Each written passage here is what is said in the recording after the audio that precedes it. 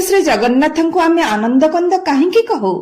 भक्तबंधु जगन्नाथ ही सही निराकार आनंदर साकार रूप। सेथिपाई संत माने कहती आनंद कंद श्री जगन्नाथ भकत जनक प्राणनाथ। सेथिपाई तो कोटि कोटि भक्त सही कला मुह को देखिबा मात्रे निजर सबु दुख भूली जाती।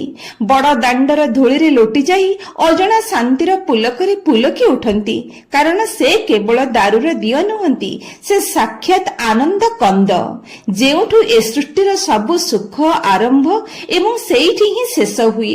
पुणी भक्ति शास्त्र अनुसारे से हेउछंती अखिल रसामृत मूर्ति, अर्थात दुनियार सबु प्रकार भल पाइबा और आनंद तांको ठारे ही शेष हुए। सेथिपाई तांको आनंद कंद कुहा जाए। जहांको देखिदेले मनरे आपे आपे आनंद भरी जाए। जेमिति गछर सबु शाखा प्रशाखा केवल गोटी चेर बा कंदरु शक्ति पाती, सेमिति संसारर समस्त सुख और शांतिर मूल केन्द्र हेउचंती जगन्नाथ।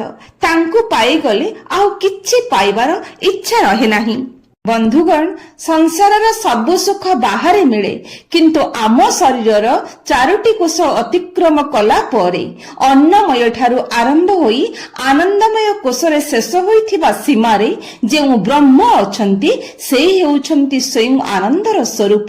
जगन्नाथ ही सही निराकार आनंदर साकार रूप।